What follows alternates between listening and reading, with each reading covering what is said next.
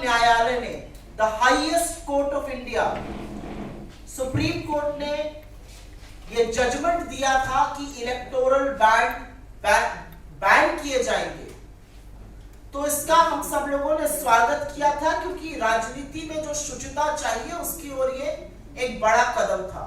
मुझे याद है इसी प्लेटफॉर्म से मेरे सहयोगियों ने और मेरे नेताओं ने आपको एड्रेस किया था और हमने इसका स्वागत किया था।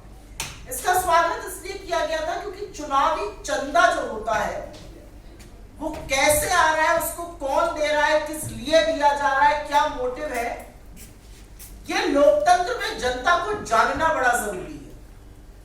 और ये वाकई में एक ऐतिहासिक निर्णय था। 2017 से ये जो ऑर्गेनाइज लूट मची थी, इसका अंत सुप्रीम कोर्ट ने 15 फरवरी 2024 को किया था। उसके साथ साथ सुप्रीम कोर्ट ने इस देश के सबसे बड़े सरकारी bank state bank of India को यह भी निर्देश दिया था, यह भी आदेश दिया था कि 6 मार्च तक इलेक्टोरल बॉन्ड के डोनर की सूची सार्वजनिक की जाए और चुनाव आयोग के साथ साझा की जाए। करीब 21 दिन का वक्त मिला था। जैसा कि मैंने कहा, पूंजीपतियों की बढ़ती हुई हिस्सेदारी, उनका बढ़ता हुआ प्रभाव, नीति निर्माण कुछ ही लोगों के लिए होना, ये सारा कच्चा चिट्ठा जो था वो खुल जाता अगर लोगों का नाम सार्वजनिक हो जाता। लेकिन बड़े हैरत अंगेज तरीके से जो एक्सपेक्टेड था, इसकी हम उम्मीद कर रहे थे कि एसबीआई सुप्रीम कोर्ट के सामने ये कहेगा, और एसबीआई ने ये कर दिखाया। एसबीआई ने सुप्रीम कोर्ट से कहा है कि ये डेटा देने में एसबीआई असमर्थ है और उसको 30 जून 2024 तक का वक्त चाहिए। मतलब टोटल 5 महीने का वक्त इस देश के सबसे बड़े bank state bank of India को चाहिए। और हास्यास्पद बात यह है कि डेटा देना है 22,217 इलेक्टोरल बॉन्ड का। यह कितनी बड़ी विडंबना है कि 22,217 इलेक्टोरल बॉन्ड का जो डेटा डिजिटल इंडिया में और पूरी तरह से कंप्यूटरीकृत, पूरी तरह से कंप्यूटराइज्ड, एसबीआई को एक क्लिक ऑफ अ बटन पर यह डेटा मिल जाना चाहिए। इसके लिए एसबीआई को 5 महीने चाहिए। वो एसबीआई जिसके पास 48 करोड़ बैंक अकाउंट है, वो एसबीआई जिसकी 23,000 के करीब ब्रांचेस है, वो एसबीआई जो 66,000 एटीएम चलाता है पूरे देश में, उसको 22,217 इलेक्टोरल बॉन्ड किसने दिए उसका विवरण देने के लिए 5 महीने चाहिए। यहां पर यह बताना जरूरी है कि भारतीय जनता पार्टी शुरू से असहज थी। 2017 में जब यह स्कीम आई और पिछले वित्तीय वर्ष के अंत तक 31 मार्च 2023 तक करीब 12,000 करोड़ रुपए इलेक्टोरल बॉन्ड के माध्यम से पॉलिटिकल पार्टीज को मिले, जिसमें 2/3 अकेले भारतीय जनता पार्टी को मिले। करीब 6500 करोड़ रुपए भारतीय जनता पार्टी को मिले और करीब 9% अबाउट 1,000 करोड़ रुपए से थोड़ा ज्यादा कांग्रेस को मिले। तो भारतीय जनता पार्टी चिंतित थी। चिंतित इसलिए थी क्योंकि अगर लोगों का नाम सार्वजनिक हो गया तो पता चल जाएगा कि कौन सा मित्र कितना दे रहा था, क्यों दे रहा था। यहां पर आपको एक और रिपोर्ट की याद दिलानी जरूरी है। एक रिपोर्ट आई थी, न्यूज लॉन्ड्री और न्यूज मिनट ने करी थी। उन्होंने कहा था 30 ऐसी कंपनियों का नाम सामने आया है जिन्होंने 335 करोड़ 2018 से 2023 के बीच में भारतीय जनता पार्टी को दिए। इनके खिलाफ कार्रवाई हुई थी, चाहे वो इनकम टैक्स हो, सीबीआई हो या ईडी हो। इसमें से 23 कंपनियां ऐसी थी जिन्होंने कभी इसके पहले चंदा नहीं दिया था। तो क्या ये क्विड प्रो को था? क्या नाम आने से पता चल जाएगा कौन चंदा दे रहा था? क्या नाम आने से पता चल जाएगा किस समय चंदा दिया गया? क्या ये भांडा फूट जाएगा कि चंदा लेकर कौन सी नीति बनाई गई? क्या ये सच सामने आ जाएगा कि चंदा लेकर किसके खिलाफ जांच बंद करी गई? क्या ये सच सामने आ जाएगा कि चंदा लेकर किसके, चंदा ना देने पर किसके खिलाफ जांच खोली गई, चंदा लेकर बंद कर दी गई। तो चंदा का भांडा फोड़ हो जाता। इसलिए एसबीआई का कहना है कि हमें 2024 30 जून तक का वक्त चाहिए, चुनाव निपट जाएगा। चुनाव के पहले आ गया तो जो हम कह रहे हैं सूट बूट की सरकार, जो हम कहते हैं मित्रों की सरकार, जो हम कहते हैं कि कुछ ही लोगों के लिए नीति निर्माण होता है, वो दूध का दूध पानी का पानी हो जाएगा। लेकिन जनता को इतना मूर्ख क्यों समझा जाता है? जब जब सच दबाने का प्रयास होगा तो जनता पूरा सच समझती है। जनता जानती है कि अगर आपके खाते, अगर आपके खजाने एक दो व्यक्ति पैसों से भर रहे हैं तो ये सरकार और इस देश का प्रधानमंत्री उन्हीं लोगों की गुलामी करते हैं, उन्हीं लोगों के लिए नीतियां बनाते हैं। हमारे इस मंच से कुछ सवाल है और सवाल बड़े स्पष्ट हैं और बड़े कम हैं। पहला सवाल हमारा यह है कि इस देश का सबसे बड़ा सरकारी बैंक, पूरी तरह से कंप्यूटराइज बैंक एसबीआई को 22,217 इलेक्टोरल बॉन्ड देने के लिए 5 महीने का समय क्यों चाहिए? ये तो एक क्लिक ऑफ अ बटन पर होना चाहिए। हमारा दूसरा सवाल यह है कि एसबीआई को एकाएक जब अवधि जिस दिन देना था उसके 24 घंटे पहले एसबीआई क्यों जागा? क्या एसबीआई को 25 दिन का टाइम लग गया ये सोचने में कि उनको कितना वक्त लगेगा? और ये एक बड़ा सवाल है। एक और सवाल है, उसका मैंने उल्लेख भी किया कि 48 करोड़ अकाउंट, 66,000 करीब एटीएम, 23,000 करीब ब्रांचेस होने वाले एसबीआई को 22,000 महज अकाउंट के लिए 5 महीने चाहिए। ये कितना हास्यास्पद है। एसबीआई पर प्रेशर कौन बना रहा है? इस आर्थिक अनियमितता को, इस काले धन के गोरख धंधे को कौन पनपने दे रहा था? क्यों एसबीआई पर दबाव बनाया जा रहा है? ऐसा क्या हो जाएगा अगर चुनाव के पहले ये नाम सामने आ गए? और सवाल ये उठता है कि क्या लोगों को लोकतंत्र में ये जानने का हक नहीं है कि कौन किस पार्टी को कितना और कम चंदा दे रहा है, जिससे वो देख समझकर वोटिंग के पहले अपना मन बना सके? ये पूरा गोरख धंधा है। अलायंस अब एसबीआई के साथ की गई है।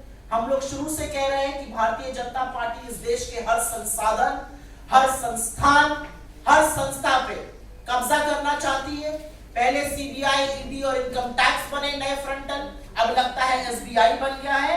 और समझना जरूरी है कि कितना भी षड्यंत्र एसबीआई और सरकार मिलकर रच ले, मोदी जी ने किससे कब कितना पैसा लिया और उसके एवज में जांच बिठाई या जांच बंद करी, उसके एवज में कौन सी नीति बनाई, इसका फैसला जनता करेगी, क्योंकि जनता सब देखती और सब समझती है।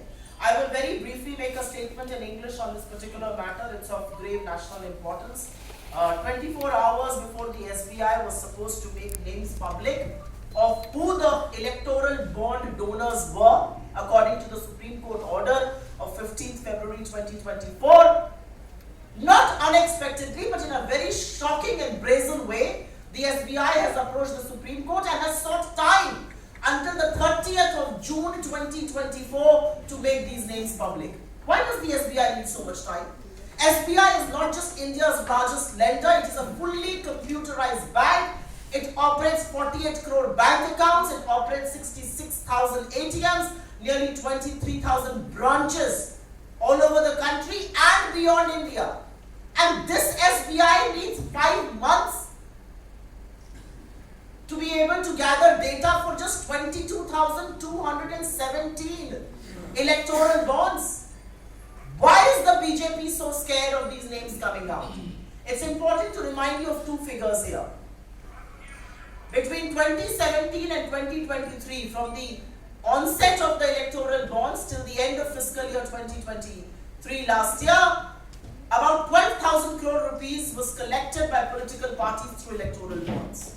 It wasn't shocking, but 2/3 of that went to the BJP, nearly 6,500 crore rupees. The Congress got a measly 9%. It is also important to remind you here that after the Supreme Court order, a very shocking report from News Minute and News Laundry made it public, and this is only the tip of the iceberg, that 30 companies contributed to about 335 crore rupees, and there were raids on these companies between 2018 and 2023 through various agencies like the CBI, ED and income tax. 23 of these companies had never donated to a political party before. The quid pro quo is for all to see. So why is the BJP so scared? What is going to change if names become public? Let the names become public. Do people in this democracy not have a right to know that who is donating to which political party and how much and at what time? And is there a quid pro quo? Is policy formation happening on the basis of donations being received?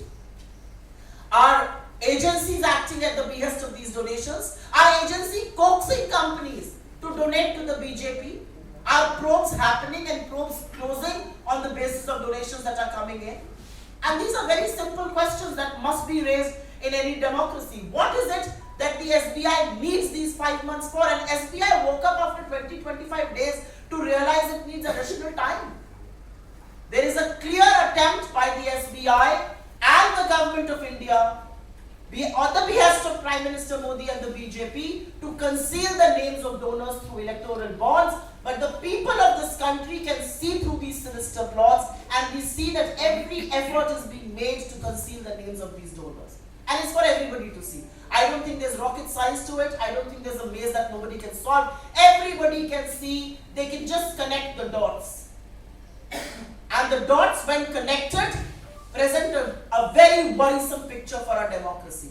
And that picture reveals how there is absolute quid pro quo as far as electoral bonds was concerned. This was a completely legalized loot that Supreme Court put an end to. And may I dare say, by doing what the SBI is attempting to do, along with the BJP and along with the government of India, it is playing into the hands of a political party, not just ruining its own reputation, but also is in contempt of what the Supreme Court order stands for. And that is absolute transparency as far as electoral donations are concerned. आपके सवालों का स्वागत है. पहले अगर आप इस पर सवाल लेंगे तो आपकी बड़ी कृपा. I also wanted to make a very brief statement. I can make it right now or I can make it after your questions, which is on Google Ads. A very worrisome report has appeared. आप आजकल कुछ दिनों से अगर किसी भी site पर चले जाइए, इंटरनेट की कोई भी चीज देखिए, वहां पर दांत चियारे हुए, हंसते मुस्कुराते आत्ममुक्त हमारे देश के प्रधानमंत्री हर पोर्टल पर, हर साइट पर, हर वेबसाइट पर नजर आते थे. क्योंकि बीजेपी खूब धड़ाधड़ पैसा इतना है, इलेक्टोरल बॉन्ड से छुपाया जा रहा है, पानी की तरह बह रहा था वो पैसा. 50% गूगल का जो वीडियो एड्स है वो बैन हो गए. गूगल का अपना नियम है कि अगर 3 से ज्यादा उल्लंघन होता है तो अकाउंट सस्पेंड कर दिया जाता है. लगातार उल्लंघन हुआ है. हम जानना चाहते हैं कि उल्लंघन क्या था, हम जानना चाहते हैं उस एड में क्या कदम था, वो सब हटा दिया गया है. तो मेरा अपना मानना है कि जो सोशल मीडिया प्लेटफॉर्म्स है, मेरा अपना मानना है जो डिजिटल मीडिया प्लेटफॉर्म्स है गूगल जैसे, पारदर्शिता रखते हुए वो जरूर बताएं कि भारतीय जनता पार्टी ने क्या किया और अपने ही नियम कानून का को माने और उसका उल्लंघन न करें. ये एक विडंबना है कि इस देश की डेमोक्रेसी में, इस देश के लोकतंत्र में मुख्य विपक्ष के अकाउंट को, बैंक अकाउंट को फ्रीज किया जाता है, सोशल मीडिया अकाउंट्स को बैन करने की कोशिशें की जाती हैं, तमाम वॉलंटियर्स और बड़े लोग जो बोलते हैं उस पर ट्विटर और फेसबुक बैन लगाता है, पोस्ट को रिस्ट्रिक्ट करता है, और एक दूसरी तरफ भारतीय जनता पार्टी लगातार उल्लंघन करती रहती है. अब यहाँ पर सामने आ रहा है कि गूगल एड्स में भी उल्लंघन हुआ है और उनके एड चलते रहते हैं. तो मुझे ऐसा लगता है कि इन लोगों को इस देश के लोकतंत्र के जो नियम और कानून है उसके दायरे में रहकर काम करना चाहिए. लेकिन पहले आपसे एसबीआई के सवालों का स्वागत करते हैं. I just wanted to know, yesterday if you've seen their petition to the Supreme Court, they're trying to say that there are 2 different silos, and that is why they have to transcribe 44,000 odd, electoral bonds from the giver to the taker. The Supreme Court very clearly has said that it should be published by the 13th. Do you fear that there will be a level playing field that will, be washed away in case the Supreme Court gives a relief to SBI? I have said it in so many words. I am not going to get into the ambit of what the highest court in this land will do. But once the Supreme Court says that these electoral bonds should be banned, once these electoral bonds are unconstitutional, everything that comes with it should be exposed. The Supreme Court had given a very strict directive and in no uncertain terms had asked the SBI to make these names public. Are you telling me that the State Bank of India does not have the resources to put out the names of 22,270 electoral bond donors? Is this a joke? You operate 48 crore bank accounts all over the country. You have 66,000 ATMs. You manage 23,000 branches. The workforce is the largest for any lender anywhere in the world. And SBI can't put together 22,000 names? I mean, does that not ring an alarm bell? I do believe that in the interest of the Supreme Court order, which we have all hailed, which stands for transparency, I do believe that the SBI should be told to make these names public, and I do hope that they will not be getting any relief.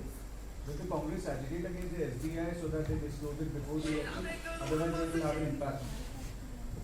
तो SBI को supreme court ने बोला आप नाम सार्वजनिक करिए। SBI ने कहा उनको 30 जून तक का वक्त चाहिए, 5 महीने का वक्त चाहिए। हमने यहाँ पर पूरा पर्दाफाश कर दिया कि कैसे ये सिर्फ ढोंग है, ये भारतीय जनता पार्टी और इस सरकार के काले कारनामे छुपाने का प्रयास है। ये सिर्फ चंदाखोरी में जो लूट हुई है, जो चंदे की चोरी हुई है, चंदे के बेसिस पर जो सरकारें चली है, उसकी बात है। अब उसके बाद मुझे ऐसा लगता है सुप्रीम कोर्ट स्वतः संज्ञान भी लेगा इस मैटर का। मुझे ऐसा लगता है अगर सरकार में लेश मात्र भी मर्यादा और शर्म थोड़ी सी बाकी रहेगी तो SBI, क्योंकि SBI का सबसे बड़ा share holder government of India है, वित्त मंत्रालय को SBI रिपोर्ट करता है, तो मुझे ऐसा लगता है कि सरकार कुछ करेगी। अगर हम ही सब कुछ कर देंगे तो सरकार 10 साल से झुंझुना बजा ही रही है, अभी भी झुंझुना बजाने दे सरकार को। SBI पर और इस चंदा चोरी पर अगर आपका कोई और सवाल हो। There is also a counter narrative that it will also expose what the Congress party got in terms of electoral bonds. You all also got 1,000 crores. We are not scared of it. Let it be public. We have said it from day one. Let it be public. Let it be known. The reality is that you've amassed 2/3 of that amount. So you should be the last person telling. We are absolutely fine. We work with transparency. You seized our accounts. You took money illegally from us. You did all of that through income tax. We give a damn. And that's because the people of this country realize what you're doing with India's main opposition. We are absolutely fine with it. We are not the ones hiding behind SBI and hiding behind one scripture and hiding behind the other. We are saying make it public in the interest of transparency. So that counter narrative falls flat on its face, I hope. कोई और सवाल नहीं बोलिए। आप लोगों को SBI की चिंता ही नहीं है। बोलिए। मेरा सवाल आपके गठबंधन के सहयोगी डीएम के नेता ये राजा के बयान को लेकर है, जिसमें उन्होंने कहा कि राम हमारे दुश्मन है, भारत एक देश है ही नहीं। इस तरह के बयान देने वाले जो आपके सहयोगी दल है, उनको लेकर आपकी क्या राय है, आपकी पार्टी की क्या राय है? मैं उनकी बात से 100% असहमत हूँ। मैं इस मंच से ऐसे वक्तव्य का पूरी तरह से निंदा करती हूँ। मुझे लगता है राम हम सबके हैं, राम हम सब में है। मेरा तो अपना मानना है कि जिस राम को इमामे हिंद कहा गया वो संप्रदायों से, धर्म से, जाति से ऊपर है। राम क्या है?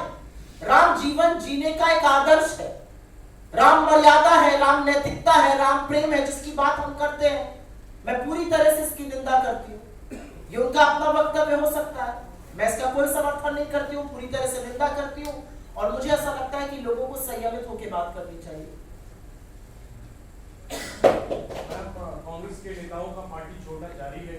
अर्जुन मोटवालिया के बाद राजेश मिश्रा जो आपके केंद्रीय चुनाव समिति के सदस्य हैं और पूर्व सांसद रह चुके हैं, उन्होंने भी पार्टी छोड़ी है। तो क्या ये झटका है लोकसभा चुनाव से पहले कांग्रेस के लिए? अलग अलग राज्यों के वरिष्ठ नेता छोड़ रहे हैं पार्टी और बीजेपी में शामिल हुए। नहीं, मुझे नहीं लगता झटका है। उनका कारण क्या था छोड़ने का मुझे नहीं पता। मुझे ऐसा लगता है बिल्कुल झटका नहीं है। अगर आप, और ये मैंने पहले भी इस मंच से कहा और थोड़ा मुझे लगता है मगरूर जैसी लगती हूँ मैं ये कहते हुए, लेकिन अगर आप कांग्रेस को छोड़कर रातों रात भाजपा में शामिल हो सकते हैं और उनका झंडा उठाकर चल सकते हैं, आपने जिंदगी भर कांग्रेस की राजनीति की हो, आपने जिंदगी भर ऐसी ताकतों का सामना किया हो, उनकी खिलाफत करी हो, कैसे ये लोग ऐसा कर लेते हैं मुझे नहीं पता। ये भी फाइन आर्ट है। मुझे ऐसा लगता है कि बहुत लोगों का जिनका टिकट नहीं होगा या जो वो ऐसा करेंगे। ऐसा करने में मुझे लगता है सबसे बड़ा जवाबदेही आपकी ना कांग्रेस को है, ना कांग्रेस अध्यक्ष को है, ना कार्यकर्ता को। सबसे बड़ी जवाबदेही तो अपने अंतर्मन को है, अपनी अंतरात्मा को है। अगर वो इस काले कारनामों की आपको गवाही देती है तो ऐसा बिल्कुल कीजिए। आप आज नहीं कल चले जाइए, क्योंकि ये लड़ाई बड़ी मुश्किल है, ये लड़ाई बहुत लंबी है और ये लड़ाई पूरी ताकत से लड़नी पड़ेगी। अगर जरा सा भी संशय है तो कांग्रेस के सिपाही आप नहीं बन सकते हैं इस दौर में। जी गूगल एड्स को लेकर के आपने जो कहा, गूगल एड्स में एक बच्चों को लेकर के जो एडवर्टीजमेंट आ रहा है, उसमें क्या ये एड्स का उल्लंघन नहीं है? और ये गूगल एड्स, मुझे इस बच्चों के एड्स को लेकर की जानकारी नहीं है, तो मैं उस पर टिप्पणी नहीं करूंगी। जो मैंने टिप्पणी की वो इस बार में की कि पिछले महीने गूगल के 50% एड्स, गूगल वीडियो एड्स जो भाजपा के चल रहे थे, वो गूगल के ही अपने नियमों का उल्लंघन करते हुए पाए गए। और गूगल का नियम ये कहता है कि अगर उनके एड का उल्लंघन होगा 3 से ज्यादा बार 90 दिनों में, तो वो एड अकाउंट सस्पेंड कर दिया जाएगा। तो ऐसे में भारतीय जनता पार्टी का एड अकाउंट सस्पेंड क्यों नहीं किया जा रहा है, ये सवाल उठा रहा है। जी मैम, प्रो पाकिस्तान स्लोगन्स को लेकर जिस तरीके से बीजेपी लगातार ये मुद्दा उठा रही है, उसमें इन्वेस्टिगेशन भी जारी है। 3 लोग इसमें गिरफ्तार हुए, जिसमें से एक पर्सन जो है वो इंडियन यूथ कांग्रेस का मेंबर है। अब बीजेपी लगातार इसमें सवाल खड़े करते हुए कह रही है कि अब जो एमपी है कांग्रेस पार्टी के, उनको इस्तीफा देना चाहिए। और कांग्रेस का जो माइंडसेट है वो दिखाता है कि किस तरह से प्रो पाकिस्तान स्लोगन गाने वाले जो लोग हैं वो कांग्रेस का ही एक हिस्सा है। आप एक महिला हैं, मैं भी एक महिला हूं। कुछ बातें इस मंच से करना नहीं चाह रही थी, लेकिन कांग्रेस का असली चाल चरित्र और चेहरा पूछने वाले ब्रजभूषण सिंह और उपेंद्र रावत और पवन सिंह में जो आपका असली चाल चरित्र और चेहरा दिख गया है, वो देखकर मेरी तो आंखें झुक जाती हैं। आपकी झुकती हो या ना झुकती हो मुझे नहीं पता।